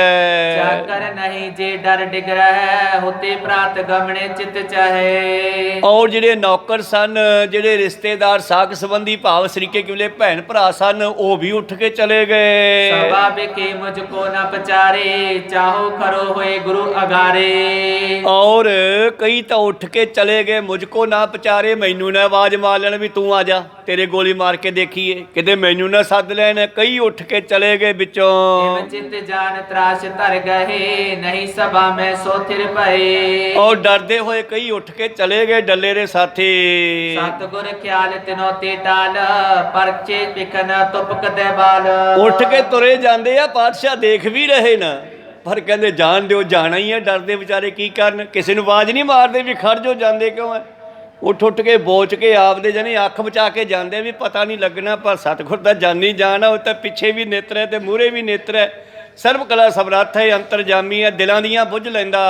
ਪੁੰਨ ਬਰੂਦ ਗੋਰੇ ਜੁਗਡਾਰੇ ਗੱਜ ਸੋ ਠੋਕ ਭਲੇ ਕਹਿ ਤਿਆਰੇ। ਪਾਤਸ਼ਾਹ ਨੇ ਫੇਰ ਕਹਿੰਦੇ ਗੱਜ ਠੋਕੇ ਆ, ਉਹਦੇ ਵਿੱਚ ਬੰਦੂਕ ਦੇ ਗੋਲੀ ਪਾਈ ਆ, ਬਰੂਦ ਪਾਇਆ, ਠੋਕੇ ਆ ਉਸ ਨੂੰ। ਪ੍ਰੀਤੀ ਬਚਨ ਕੋ ਬਾਰਿ ਬਖਾਨਾ ਰਹਿਓ ਨਾ ਕੋ ਰਾਹਤ ਤਿਸ ਥਾਨਾ। ਤੀਜੀ ਵਾਰ ਫੇਰ ਕਹਿੰਦੇ ਡੱਲਿਆ ਉਹ ਤੇਰਾ ਕੋਈ ਸਾਥੀ ਆਇਆ ਨਹੀਂ। ਸਭ ਤੋਰਾ ਸੁਲ ਗਾਇ ਮਗਾਇਓ ਇੱਕ ਸਿੱਖ ਸੰਗ ਹੁਕਮ ਫਰਮਾਇਓ। ਔਰ ਪਾਤਸ਼ਾਹ ਕਹਿੰਦੇ ਆ ਤੋੜਾ ਵੀ ਬੁਝ ਗਿਆ, ਉਡੀਕਦਿਆਂ ਤੇਰਾ ਕੋਈ ਬੰਦਾ ਨਹੀਂ ਆਇਆ, ਜਾ ਦੁਬਾਰੇ ਅੱਗ ਲਾ ਕੇ ਲਿਆ ਤੋੜੇ ਨੂੰ। ਭਾਵ ਡੱਕੇ ਉੱਤੇ ਲੀਰ ਲਪੇਟ ਕੇ ਉਹ ਭਖਾਈ ਹੁੰਦੀ ਆ, ਤੇ ਜਦੋਂ ਇਦਾਂ ਲੱਗਦੀ ਆ ਭਖਦੀ ਅੱਗ, ਤੇ ਉਹ ਅੱਗੋਂ ਅੱਗ ਬਣ ਕੇ ਬਰੂਦ ਫੈਲ ਜਾਂਦਾ। ਪਾਤਸ਼ਾਹ ਕਹਿੰਦੇ ਜਾ ਤੋੜਾ ਦੁਬਾਰੇ ਸੈੱਟ ਕਰਕੇ ਲਿਆ ਭਾਈ। ਵੈ ਰੰਗ ਰੇਟੇ ਸਿੱਖ ਤਿਸ ਥਾਏ ਥਿਰੇ ਦੂਰ ਦੇਖੋ ਦ੍ਰਿਗ ਲਿਆਏ। ਤਾਂ ਡੱਲੇ ਦੇ ਬੰਦੇ ਚਲੇ ਗਏ, ਡੱਲਾ ਵੀ ਅੱਗੋਂ ਜਵਾਨ ਦਾ ਨੀਵੀਂ ਪਾ ਕੇ ਬੈਠਾ, ਤੇ ਇੱਕ ਸਿੱਖ ਨੂੰ ਸੱਦਿਆ, ਕਹਿੰਦੇ ਉਰੇ ਆ। ਹਾਂ ਮਹਾਰਾਜ। ਕਹਿੰਦੇ ਉੱਥੇ ਦੋ ਰੰਗਰੇਟੇ ਸਿੱਖ ਖੜੇ ਨੇ ਮੇਰੇ। ਨਾਮ ਦੋਨ ਮੇ ਨੈ ਕਹਿ ਲੀਜੈ ਗੁਰੂ ਹਕਾਰਤ ਇਮ ਕਹਿ ਦੀਜੈ। ਉਹਨਾਂ ਦੇ ਨਾਂ ਨਹੀਂ ਲੈਣੇ, ਅੱਜ ਮੈਂ ਦੱਸਦਾ। ਉਹਨਾਂ ਦੇ ਨਾਂ ਹੈ ਭਾਈ ਵੀਰ ਸਿੰਘ, ਧੀਰ ਸਿੰਘ, ਜੋ ਤਖਤ ਸਾਹਿਬ ਦੇ ਸਾਈਡ ਤੇ ਗੁਰੂ ਘਰ ਦੇ ਨਾਂ ਤੇ ਬਣਿਆ ਹੋਇਆ। ਪਾਤਸ਼ਾਹ ਕਹਿੰਦੇ ਨਾਂ ਨਹੀਂ ਲੈਣਾ ਕਿਸੇ ਦਾ। ਉਹ ਖੜੇ ਨੇ ਤੰਬੂ ਵਾਲੇ ਪਾਸੇ, ਉਹਨਾਂ ਨੂੰ ਕਹਿ ਗੁਰੂ ਸਾਹਿਬ ਬੁਲਾ ਰਹੇ ਹਨ। ਅਤੇ ਤੁਪ ਕੇ ਦਿਓ ਬਤਾਈ ਪਰਖਣ ਹੇਤ ਘਾਵ ਕੋ ਕਾਏ। ਉਹ ਦੱਸ ਦੀ ਬਈ ਬੰਦੂਕ ਦੀ ਗੋਲੀ ਮਾਰ ਕੇ ਦੇਖਣੀ ਹੈ, ਤੇ ਇੱਕ ਸਿੱਖ ਨੂੰ ਬੁਲਾਇਆ ਗੁਰੂ ਸਾਹਿਬ ਨੇ। ਸੁਨ ਸਿੱਖ ਗਿਓ ਚੋ ਆਏ ਲਾਲਾਵੈ ਹਿਤ ਹੱਥ ਬੇਕੇ ਗੁਰੂ ਬੁਲਾਵੈ। ਤੇ ਉਸਨੇ ਨਾਂ ਨਹੀਂ ਕਿਸੇ ਦਾ ਲਿਆ। ਕਹਿੰਦੇ ਉਹ ਸਿੱਖੋ ਗੁਰੂ ਸਾਹਿਬ ਨੇ ਗੋਲੀ ਮਾਰ ਕੇ ਦੇਖਣੀ ਆ। ਗੁਰੂ ਸਾਹਿਬ ਨੇ ਗੋਲੀ ਬੰਦੂਕ ਦੀ ਮਾਰ ਕੇ ਬੰਦੂਕ ਪਰਖਣੀ ਹੈ, ਤੇ ਸੱਦਿਆ ਹੈ। ਮੈਂ ਦੋਨੋਂ ਤਬ ਪਾਗ ਸੰਭਾਰੇ ਕੁਛ ਸਿਰ ਪਰ ਕਛ ਕਰ ਮੈਂ ਧਾਰੇ। ਤੋ ਉਹਨਾਂ ਚੋਂ ਇੱਕ ਜਣਾ ਕਹਿੰਦੇ ਪੱਗ ਬੰਨ ਰਿਹਾ ਸੀਗਾ, ਗੱਲ ਸੁਣਨ ਵਾਲੀ ਆ, ਤੇ ਦੂਜਾ ਆਟਾ ਗੁੰਨ ਰਿਹਾ ਸੀ। ਝਗਰਤ ਆਵੇ ਦੋਨੋਂ ਚਲੇ ਸਭਾ ਸਹਿਤ ਗੁਰ ਆਗੇ ਖਲੇ। ਭੱਜ ਲਏ, ਜਿਹੜਾ ਲੜ ਰਹਿੰਦਾ ਸੀ ਪੱਗ ਦਾ ਉੱਥੇ ਹੀ ਰੋਕ ਲਿਆ। ਅੱਧੀ ਕ ਬੰਨੀ ਆ, ਅੱਧੀ ਕ ਖੁੱਲੀ ਆ। ਦੋਨੇ ਭੱਜ ਕੇ ਆ ਗਏ ਲੜਦੇ ਹੋਏ। ਉਹ ਕਹਿੰਦਾ ਮੈਨੂੰ ਸੱਦਿਆ, ਉਹ ਕਹਿੰਦਾ ਨਹੀਂ ਮੈਨੂੰ ਸੱਦਿਆ। ਮੈਂ ਦਿਆ ਮੈਂ ਕਹਕਾਰਾ ਕਿਮ ਦੋ ਤੇਰੇ ਝਗੜਾ ਡਾਰਾ। ਕਿ ਉਹ ਦੋਨੇ ਲੜਦੇ ਲੜਦੇ ਆ ਗਏ। ਉਹ ਕਹੇ ਜੀ ਮੇਰੇ ਮਾਰ ਕੇ ਦੇਖੋ, ਦੂਜਾ ਕਹੇ ਜੀ ਮੇਰੇ ਮਾਰੋ। ਬਾਬਾ ਜੀ ਕਹਿੰਦੇ ਮੈਂ ਇੱਕ ਬੰਦਾ ਸੱਦਿਆ, ਤੁਸੀਂ ਦੋ ਕਿਉਂ ਆਏ ਹੋ? ਮੈਂ ਇੱਕ ਦੇ ਗੋਲੀ ਮਾਰਨੀ ਆ। ਕਹੇ ਜੋਰ ਕਰ ਗਿਓ ਹਕਾਰਨਾ ਨਾ ਇੱਕ ਕੋ ਕਹਿ ਨਾ ਉਚਾਰਨਾ। ਤੇ ਇਹ ਜਿਹੜਾ ਸੱਦਣ ਗਿਆ ਸੀਗਾ ਮਹਾਰਾਜ, ਇਹਨੇ ਤਾਂ ਕੁਝ ਵੀ ਨਹੀਂ ਕਿਹਾ, ਨਾ ਇੱਕ ਕਿਹਾ ਨਾ ਦੋ ਕਿਹਾ। ਇਹ ਕਹਿੰਦਾ ਗੋਲੀ ਮਾਰ ਕੇ ਦੇਖਣੀ ਹੈ, ਸਿੱਖ ਨੂੰ ਸੱਦਿਆ, ਤੇ ਅਸੀਂ ਦੋਨੇ ਆ ਗਏ। ਮੈਂ ਚਾਹੋ ਥਿਰ ਅਗਰ ਤੁਫੰਗਾ ਇਹ ਚਾਹਤ ਝਗਰਤ ਮੁਝ ਸੰਗਾ। ਔਰ ਮਹਾਰਾਜ ਮੇਰੇ ਗੋਲੀ ਮਾਰੋ, ਇਹ ਲੜਾਈ ਕਰਦਾ ਮੇਰੇ ਨਾਲ, ਪਹਿਲਾਂ ਮੈਂ ਮਰਨਾ। ਡੱਲਾ ਬੈਠਾ ਦੇਖ ਰਿਹਾ ਵੀ ਮੇਰੇ ਸਿੱਖਾਂ 'ਚ ਮੇਰੇ ਜਿਹੜੇ ਨੌਕਰ ਹਨ ਸਿਪਾਹੀ ਉਹਨਾਂ 'ਚ ਤੇ ਗੁਰੂ ਦੇ ਸਿੱਖਾਂ 'ਚ ਕਿੰਨਾ ਕੁ ਫਰਕ ਹੈ। ਕੋਈ ਦੱਲਾ ਵੇਖੀ ਜਾਂਦਾ, ਖੜਾ ਬੈਠਾ ਵੇਖੀ ਜਾਂਦਾ। ਉਹ ਇੱਕ ਕਹਿੰਦਾ ਮੇਰੇ ਕੋਲ ਹੀ ਮਾਰਿਓ ਜੀ, ਪਹਿਲਾਂ ਮੈਂ ਸੁਣਿਆ ਉਹ ਪਰ ਹੱਥ ਪਰ ਕੋ ਪ੍ਰਭਾਵੈ ਸੁਨ ਪ੍ਰਸੰਨ ਹੋਏ ਗੁਰ ਤਬੈ। ਮੇਰੇ ਕੋਲ ਹੀ ਮਾਰ ਕੇ ਦੇਖੋ। ਦੂਜਾ ਕਹਿੰਦਾ ਨਹੀਂ ਜੀ ਮੇਰੇ ਮਾਰੋ। ਇੱਕ ਕਹਿੰਦਾ ਜੀ ਮੈਂ ਵੱਡਾ, ਮੈਂ ਤਾਂ ਹੁਣ ਮਰਨਾ ਹੀ ਆ, ਨੇੜੇ ਆ ਮੌਤ ਮੇਰੀ, ਇਹ ਛੋਟਾ ਫੇਰ ਕੰਮ ਆ ਜਾਊਗਾ। ਛੋਟਾ ਕਹਿੰਦਾ ਮੈਂ ਛੋਟਾ ਹਾਂਗਾ, ਮੈਂ ਜੰਗ 'ਚ ਕਿੱਥੇ ਜਾਊਂਗਾ, ਮੈਨੂੰ ਇੱਥੇ ਹੀ ਮਾਰ ਦਿਓ, ਇਹ ਕਦੇ ਫੇਰ ਕੰਮ ਆ ਜਾਊਗਾ। ਪਾਤਸ਼ਾਹ ਹੱਸ ਪਏ। ਦੇਖੋ ਡੱਲਾ ਇਨ ਸਮਬੀਰ ਜੰਗ ਕਰਨ ਹਿਤ ਹਮਰੇ ਤੀਰ। ਦੇਖੋ ਡੱਲਿਆ ਇਹੋ ਜਿਹੇ ਸਿੰਘ ਆ ਸਾਡੇ ਕੋਲੇ, ਤੂੰ ਆਪਣੇ ਸਿਪਾਹੀਆਂ ਤੇ ਬੜਾ ਮਾਣ ਕਰਦਾ। ਆ ਸੱਦਣ ਤੇ ਇੱਕ ਵੀ ਨਹੀਂ ਆਇਆ ਤੇਰੇ 300 ਸਿਪਾਹੀ ਚੋਂ, ਸਾਰੇ ਉੱਠ ਕੇ ਤੁਰ ਗਏ। ਸਾਡੇ ਕੋਲ ਇਹੋ ਜਿਹੇ ਸਿਪਾਹੀ ਆ। ਸੋ ਪਾਟਨ ਤੀਨ ਸੈ ਤੁਝ ਸੰਗ ਜੋ ਹੋ ਦੇਖ ਭਲੀ ਵਿਦ ਹੈ ਕਿਤ ਕੋ। ਦੇਖ ਤੇਰੇ 300 ਯੋਧਿਆਂ ਵਿੱਚ ਕੋਈ ਹੈ ਇਹਨਾਂ ਨਾਲ ਦਾ ਇੱਕ ਅੱਧਾ? ਇੱਕ ਵੀ ਨਹੀਂ ਕਹਿੰਦੇ ਤੇਰੇ ਕੋਲ ਇਹਨਾਂ ਨਾਲ ਦਾ। ਸਾਡੇ 300 ਯੋਧਿਆਂ ਚੋਂ ਸਾਡੇ 2 ਯੋਧੇ ਆ ਮਰਨ ਮਾਰਨ ਲਈ ਤਿਆਰ ਖੜੇ ਆ। ਉਹ ਕਹਿੰਦੇ ਜੀ ਪਹਿਲਾਂ ਮੇਰੇ ਮਾਰੋ। ਦੂਜਾ ਧੱਕਾ ਮਾਰ ਕੇ ਕਹਿੰਦਾ ਜੀ ਪਹਿਲਾਂ ਮੇਰੇ ਮਾਰੋ। ਕਦੇ ਵੱਡਾ ਮੂਹਰੇ ਹੋ ਜਾਂਦਾ, ਵੱਡਾ ਧੱਕਾ ਮਾਰ ਕੇ ਦੂਜਾ ਮੂਹਰੇ ਹੋ ਜਾਂਦਾ। ਤਾਂ ਅਮਿਤ ਤਨ ਕੋ ਲੋਭ ਨਾਇਨ ਕੇ ਜੇ ਕਾਇਰ ਨੈ ਤੀਰਜ ਤਿਨ ਕੇ। ਆ ਹੈ ਸਾਡੇ ਬੰਦੇ, ਜੇ ਕਾਰਜ ਬਣ ਜਾਵੇ ਤੇ ਆਪਣੇ ਸਰੀਰ ਨੂੰ ਵੀ ਵਾਰਨ ਨੂੰ ਤਿਆਰ ਹੈ। ਬਲਿਹਾਰੀ ਗੁਰੇ ਆਪਣਾ, ਬਲਿਹਾਰੀ ਵਾਰ ਦੇਵਾਂ ਸਰੀਰ ਤੇਰੇ ਤੋਂ, ਵਾਰ ਦੇਵਾਂ ਦਿਓਹਾਰੀ ਸਦਵਾਰ, ਦਿਨ ਰਾਤ ਮੈਂ ਬਲਿਹਾਰੇ ਜਾਣਾ। ਜਿਸ ਤਰ੍ਹਾਂ ਵਿਆਹ ਦੇ ਵਿੱਚ ਲੋਕ ਪੈਸੇ ਵਾਰ ਕੇ ਸਿੱਟ ਦਿੰਦੇ ਆ, ਗੁਰੂ ਸਾਹਿਬ ਨੇ ਖਾਲਸਾ ਪੰਥ ਤੋਂ ਪੁੱਤਰ ਵਾਰ ਤੇ ਕੋ ਸਤਨਾਮ ਸਾਡੇ ਤੋਂ ਇਨ ਪੁੱਤਰ ਨੇ ਕੇ ਸੀਸ ਪਰ ਵਾਰ ਦੀਏ ਸੁਤ ਚਾਰ, ਚਾਰ ਮੂਏ ਤੋਂ ਕਿਆ ਹੁਆ ਜੀਵਤ ਕਈ ਹਜ਼ਾਰ। ਇਸ ਤਰ੍ਹਾਂ ਗੁਰੂ ਪਿਆਰਿਓ ਜਿਸ ਵੇਲੇ ਇਹ ਇੱਕ ਦੂਜੇ ਦੇ ਮੂਹਰੇ ਹੁੰਦੇ ਆ, ਪਾਤਸ਼ਾਹ ਕਹਿੰਦੇ ਦੋਨੇ ਖੜ ਜਾਓ, ਮੈਂ ਦੋਨਾਂ ਨੇ ਮਾਰ ਦਿੰਦਾ। ਚਲੋ ਟੇਕ ਕੇ ਖੜ ਗਏ ਅੱਗੇ ਪਿੱਛੇ ਵੀ ਗੋਲੀ ਇੱਕ ਵੱਜਣੀ ਆ ਤੇ ਦੋਨਾਂ 'ਚ ਟੱਪ ਜੇ। ਪਰ ਪਾਤਸ਼ਾਹ ਨੇ ਸਿੱਧੀ ਕਰਕੇ ਬੰਦੂਕ ਛੱਡਣ ਨੂੰ ਤਿਆਰ ਹੈ, ਡਰਦੇ ਨਹੀਂ, ਝਮਕਦੇ ਨਹੀਂ, ਪੂਰੇ ਖੜੇ ਆ ਜੱਜ ਕੇ। ਪਰ ਪਾਤਸ਼ਾਹ ਨੇ ਬੰਦੂਕ ਦੀ ਨਾਲ ਤਾਂ ਕਰਕੇ ਗੋਲੀ ਚਲਾ ਦਿੱਤੀ ਆ। ਮੁੜ ਕੇ ਡੱਲਾ ਕਹਿੰਦਾ ਜੇ ਅਸੀਂ ਪਰਖਣਾ ਤੇ ਮੈਨੂੰ ਪਰਖ ਲੈਂਦੇ। ਕਹਿੰਦੇ ਤੂੰ ਖੜ ਜਾਂਦਾ, ਤੂੰ ਵੀ ਡਰਦਾ ਨਹੀਂ ਮੂਹਰੇ ਆਇਆਗਾ ਵੀ ਕਿਤੇ ਮੇਰੇ ਨਾਲ ਮਾਰ ਦੇਣ। ਪਰਖ ਤਾਂ ਹੋ ਚੁੱਕੀ ਹੈ, ਗੋਲੀ ਮਾਰ ਕੇ ਬੰਦਾ ਥੋੜ੍ਹਾ ਹੀ ਮਾਰਨਾ ਸੀਗਾ, ਇਹ ਤਾਂ ਦਿਲ ਦੀ ਪਰਖ ਕਰਨੀ ਸੀ। ਇਹੋ ਜਿਹੇ ਸਾਡੇ ਯੋਧੇ ਹੈ, ਸਰੀਰ ਦੇ ਪਤਲੇ ਦਿਲ ਦੇ ਤਕੜੇ। ਜੇ ਸਾਨੂੰ ਕਿਤੇ ਲੋੜ ਪੈ ਜਾਵੇ ਤਾਂ ਤੇਰੇ ਕਾਰਿਆਂ ਵਰਗੇ ਕਿੱਥੇ ਖੜਦੇ। ਕਹਾ ਲਗਿਆ ਮਾਰਨ ਤਿਨ ਕੋ ਬਾਕ ਸੁਣਤ ਹਤ ਧੀਰਜ ਮਨ ਕੋ। ਉਹ ਤਾਂ ਸਾਡੇ ਬਚਨ ਸੁਣ ਕੇ ਹੀ ਧੀਰਜ ਟੁੱਟ ਗਿਆ ਉਹਨਾਂ ਦਾ ਤੇ ਭੱਜ ਗਏ। ਅਸੀਂ ਕਿਤੇ ਮਾਰਨੇ ਸੀ ਬੰਦੇ। ਜਬਰਨ ਪਰੇ ਤੁਫੰਗ ਅਗਾਰੀ ਮਾਰਨ ਮਰਨ ਹੋਏ ਤਿਸ ਬਾਰੇ। ਮਰਨਾ ਤਾਂ ਯੋਧੇ ਨੇ ਜੰਗ ਦੇ ਮੈਦਾਨ 'ਚ ਹੀ ਹੈ, ਉੱਥੇ ਮਰਨਾ ਮਾਰਨਾ ਹੁੰਦਾ, ਐ ਥੋੜਾ ਮਾਰਨੇ ਸੀ। ਪਰ ਤੇਰੇ ਬੰਦੇ ਖੜ ਨਹੀਂ ਸਕੇ। ਅਬ ਤੇਰੇ ਪਟ ਟਹਿਰ ਨ ਸਕੈ ਅਪਰ ਬਿਗਾਰ ਭਾਜਬੋ ਤੱਕੈ। ਔਰ ਜੇ ਭਲਾ ਜੰਗ ਦੇ ਮੈਦਾਨ ਵਿੱਚ ਤੇਰੇ ਇਹੋ ਜਿਹੇ ਯੋਧੇ ਡਰਦੇ ਭੱਜ ਜਾਣ ਜੰਗ ਚੋਂ, ਤੇ ਜੇ 1-2 ਭੱਜ ਜਾਣ ਨਾ ਤੇ ਉਹਨਾਂ ਨੂੰ ਵੇਖ ਕੇ 50-60 ਹੋਰ ਭੱਜ ਜਾਂਦੇ ਵੀ ਪਤਾ ਨਹੀਂ ਕੀ ਹੋ ਗਿਆ, ਭੱਜ ਚੱਲੋ। ਤੇਰੇ ਕਾਇਰ ਯੋਧੇ ਤਾਂ ਉਹੀ ਜੰਗ ਵਿੱਚ ਭਾਜੜ ਪਾ ਦੇਣ। ਇਹੋ ਜਿਹੇ ਯੋਧਿਆਂ ਦੀ ਸਾਨੂੰ ਲੋੜ ਨਹੀਂ। ਜਾਤੇ ਮਹਾਬੀਰ ਹਮ ਸੰਗਾ ਲਾਖੋ ਤੁਰ ਕਹਤੇ ਵਿੱਚ ਜੰਗਾ। ਇਹੋ ਜਿਹੇ ਯੋਧੇ ਆ ਸਾਡੇ ਕੋਲੇ ਜਿਨ੍ਹਾਂ ਨੇ ਜੰਗਾਂ ਦੇ ਮੈਦਾਨ ਵਿੱਚ ਲੱਖਾਂ ਤੁਰਕਾਂ ਦਾ ਖਾਤਮਾ ਕੀਤਾ ਹੈ। ਡੱਲੇ ਕੋ ਹੰਕਾਰ ਉਤਾਰਾ ਸਤ ਸਤ ਕਰ ਜੋਰ ਉਚਾਰਾ। ਕਹਿੰਦਾ ਜੀ ਸੱਤ ਹੈ, ਸੱਤ ਹੈ। ਵਾਕਿਆ ਹੀ ਮੇਰੇ ਯੋਧੇ ਇੰਨੇ ਤਕੜੇ ਨਹੀਂ ਜੈਸੇ ਤੁਹਾਡੇ ਯੋਧੇ ਆ। ਮੈਂ ਐਵੇਂ ਹੀ ਹੰਕਾਰ ਕਰੀ ਜਾਣਾ ਦੋਹਰਾ। ਸਭ ਬਹੀਰ ਆਇਓ ਮਿਲੋ ਉਤਰਨ ਸਮਾ ਪਛਾਨ। ਇਉਂ ਗੁਰੂ ਪਿਆਰਿਓ ਹੌਲੀ ਹੌਲੀ ਸਾਰਾ ਬਹੀਰ ਅਗਲਾ ਪਿਛਲਾ ਇਕੱਠਾ ਹੋਇਆ ਹੈ ਜੀ। ਸ੍ਰੀ ਗੁਰੂ ਗੋਬਿੰਦ ਸਿੰਘ ਜੀ ਚੜ ਕਰ ਚਲੇ ਕਿਕਾਨ। ਔਰ ਇਹ ਗੱਲ ਰਸਤੇ ਦੇ ਵਿੱਚ ਹੋਈ ਆ, ਜਿੱਥੇ ਡੱਲਾ ਦਾ ਮਿਲਾਪ ਹੋਇਆ ਪਾਤਸ਼ਾਹ ਜੀ ਦੇ ਨਾਲ, ਉੱਥੇ ਗੱਲਬਾਤ ਹੋਈ ਤੇ ਫਿਰ ਉੱਥੋਂ ਜਿਹੜਾ ਸਾਰਾ ਬਹੀਰ ਇਕੱਠਾ ਹੋ ਗਿਆ। ਫਿਰ ਸਾਰੇ ਘੋੜਸਵਾਰ ਹੋਏ ਤੇ ਤਲਵੰਡੀ ਵੱਲ ਚਾਲੇ ਪਾ ਦਿੱਤੇ ਜੀ। ਪਹੁੰਚੇ ਜਬ ਤਲਵੰਡੀ ਜਾਏ ਤਬ ਡੱਲਾ ਕਰ ਜੋਰ ਅਲਾਏ। ਤੇ ਜਿਸ ਵੇਲੇ ਸਤਿਗੁਰੂ ਤਲਵੰਡੀ ਪਹੁੰਚੇ ਤੇ ਡੱਲਾ ਹੱਥ ਬੰਨ ਕੇ ਬੇਨਤੀ ਕਰਦਾ ਕਰੋ ਦੁਰਗ ਕੇ ਅੰਤਰ ਡੇਰਾ ਸਭ ਬਿਤ ਤੇ ਸੁਖ ਹੋਏ ਕਨੇਰਾ। ਕਹਿਣ ਲੱਗਿਆ ਡੱਲਾ ਮਹਾਰਾਜ ਮੇਰੇ ਕਿਲੇ ਵਿੱਚ ਚੱਲੋ, ਉੱਥੇ ਉਤਾਰਾ ਕਰੋ, ਹਰ ਤਰ੍ਹਾਂ ਦੀ ਸਹੂਲਤ ਹੋਵੇਗੀ। ਸਤਿਗੁਰ ਕਹਿ ਵੀਰ ਕੇ ਆਛੇ ਅਬੇ ਬੀਚ ਮਰਬੋ ਕਿਮ ਬਾਛੇ। ਨਹੀਂ ਨਹੀਂ, ਅਸੀਂ ਕਿਲੇ ਵਿੱਚ ਨਹੀਂ ਜਾਣਾਗਾ, ਤੇਰੇ ਘਰ ਵਿੱਚ ਮਹਿਲ ਵਿੱਚ ਨਹੀਂ ਜਾਣਾ, ਅਸੀਂ ਬਾਹਰ ਹੀ ਠੀਕ ਆ, ਜੰਗ ਦੇ ਮੈਦਾਨ 'ਚ। ਲੜ ਕਰ ਬੇਕੀ ਨਾ ਨਿਆਸਾ ਲਿਖ ਚਾਹੋ ਤੁਰਕੇਸ਼ ਬਿਨਾਸ਼ਾ। ਹੁਣ ਅਸੀਂ ਜੰਗ ਨਹੀਂ ਕਰਨਾ, ਸਾਨੂੰ ਕਿਲੇ ਦੀ ਲੋੜ ਨਹੀਂ ਹੈ, ਅਸੀਂ ਤਾਂ ਦੁਸ਼ਮਣ ਨੂੰ ਮਾਰਨ ਵਾਸਤੇ ਜਫਰਨਾਮਾ ਭੇਜ ਦਿੱਤਾ, ਚਿੱਠੀ ਭੇਜ ਦਿੱਤੀ ਹੈ। ਹੋਰ ਕੀ ਵਿਚਾਰਾਂ ਹੁੰਦੀਆਂ। ਦਮਦਮਾ ਸਾਹਿਬ ਤਲਵੰਡੀ ਵਿਖੇ ਪਾਤਸ਼ਾਹ ਜੀ ਉਤਰ ਗਏ ਹਨ ਤਾਂ ਬਾਹਰ ਬਸਨ ਕੇ ਸਦਨ ਜਨਾਨੇ ਅਸਮੰਜਸ ਇਤਿਆਦਿਕ ਜਾਣੇ। ਅਸੀਂ ਤੇਰੇ ਘਰ ਵਿੱਚ ਨਹੀਂ ਜਾਣਾ, ਉੱਥੇ ਇਸਤਰੀਆਂ ਵੀ ਰਹਿੰਦੀਆਂ ਹਨ ਭਾਈ, ਅਸੀਂ ਬਾਹਰ ਹੀ ਠੀਕ ਆ। ਸੁਨ ਡੱਲੇ ਪੁਨ ਬਿਨੇ ਬਖਾਨੀ ਇੱਕ ਘਰ ਮੇ ਸਭ ਹੋਏ ਜਨਾਨੀ। ਤਾਂ ਡੱਲਾ ਕਹਿਣ ਲੱਗਿਆ ਨਹੀਂ ਮਹਾਰਾਜ, ਇਸਤਰੀਆਂ ਦੂਜੇ ਘਰ ਵਿੱਚ ਰਹਿਣਗੀਆਂ।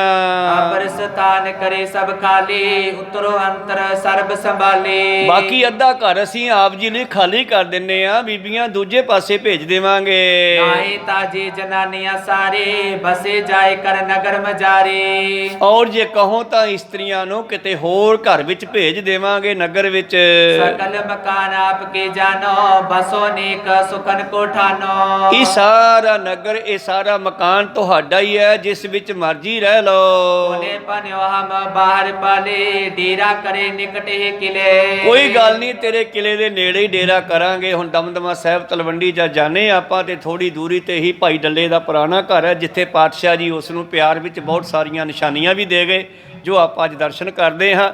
ਤਾਂ ਇਸ ਤਰ੍ਹਾਂ ਗੁਰੂ ਪਿਆਰਿਓ, ਸਤਿਗੁਰੂ ਪਾਤਸ਼ਾਹ ਜੀ ਕਹਿਣ ਲੱਗੇ ਤੇਰੇ ਨੇੜੇ ਹੀ ਬਾਹਰ ਰਹਾਂਗੇ, ਖੁੱਲੇ ਮੈਦਾਨ 'ਚ। ਮੇਰੋ ਭਾਵ ਭਲੇ ਲਖ ਪਾਇਓ ਜੇ ਮੰਤਰ ਤਿਮ ਬਾਹਰ ਆਇਓ। ਚੱਲ ਕੋਈ ਗੱਲ ਨਹੀਂ, ਤੇਰੀ ਭਾਵਨਾ ਪ੍ਰਵਾਨ ਹੈ, ਸਾਨੂੰ ਅੰਦਰ ਬਾਹਰ ਇੱਕੋ ਜਿਹਾ ਹੀ ਹੈ। ਇਮ ਕਹਿ ਸਤਿਗੁਰ ਕੀ ਨਸ ਡੇਰਾ ਹੈ ਕਰ ਅਦਕ ਦੁਰਗ ਕੇ ਨੇਰਾ।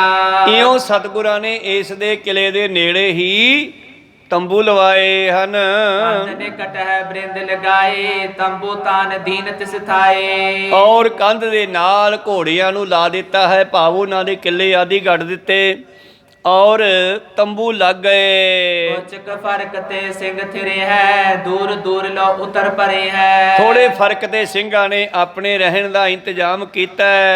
ਤਿੰਨ ਤੇ ਪਰੇ ਪਰੇ ਬੈਰਾਰ ਉਤਰੇ ਪੈਦਲ ਅਰ ਸਵਾਰ। ਉਹਨਾਂ ਤੋਂ ਪਰੇ ਥੋੜੀ ਬੈਰਾੜਾਂ ਦੀ ਫੌਜ ਉਤਰੀ ਹੈ। ਆਚੀ ਰੀਤ ਲਗਾਏ ਸਡੇਰੇ ਗੁਰ ਕੇ 14 ਸਰਛ ਬਡੇਰੇ। ਇਉਂ ਗੁਰੂ ਪਿਆਰਿਓ ਜਿਹੜਾ ਹੈ, ਗੁਰੂ ਕੀਆਂ ਫੌਜਾਂ ਨੇ ਤਲਵੰਡੀ ਉਤਾਰਾ ਕਰ ਲਿਆ, ਪੜਾ ਹੋ ਗਿਆ। ਇੱਥੇ ਸਤਿਗੁਰ ਕੀ ਕੌਤਕ ਕਰਦੇ ਆ, ਇਹ ਆਪਾਂ ਆਉਣ ਵਾਲੇ ਦੀਵਾਨਾਂ ਵਿੱਚ ਸਰਵਣ ਕਰਾਂਗੇ। ਬੋਲਦਿਆਂ ਨੇਕਾਂ ਅੱਖਰ ਬਾਅਦ ਘੱਟ ਹੋ ਜਾਂਦੇ। ਸਿੱਖ ਸੰਗਤਾਂ ਦੇ ਸਤਿਗੁਰੂ ਬਖਸ਼ਣ ਜੋਗ ਹੈ, ਬਖਸ਼ ਲੈਣਾ ਜੀ। ਸਮਾਪਤੀ ਕਰੀਏ। हे अच्युत हे पार ब्रह्म अविनाशी अविनाश। हे पूरन हे सर्व मैं गुणतास। हे संगी हे निरंकार हे निर्गुण सब टेक। हे गोविंद हे गुण निधान जाके सदा विवेक। हे अपरंपर हर हरे हो बनहार। हे संत कै सदा संग आधार। हे ठाकुर हूँ दासरो निर्गुण गुण नहीं कोय। नानक दीजै नाम दान परोए। आए प्रभ शरणागति कृपा नित दयाल। एक अखर हर मन बसत नानक होत निहाल। एक ओंकारा सतगुरु प्रसाद सच होए। वाहिगुरु जी की फतेह विघ्न है। विनाशन सोए। वाहिगुरु जी की फतेह है। विघ्न विनाशन सोए। वाहिगुरु जी का खालसा वाहिगुरु जी की फतेह।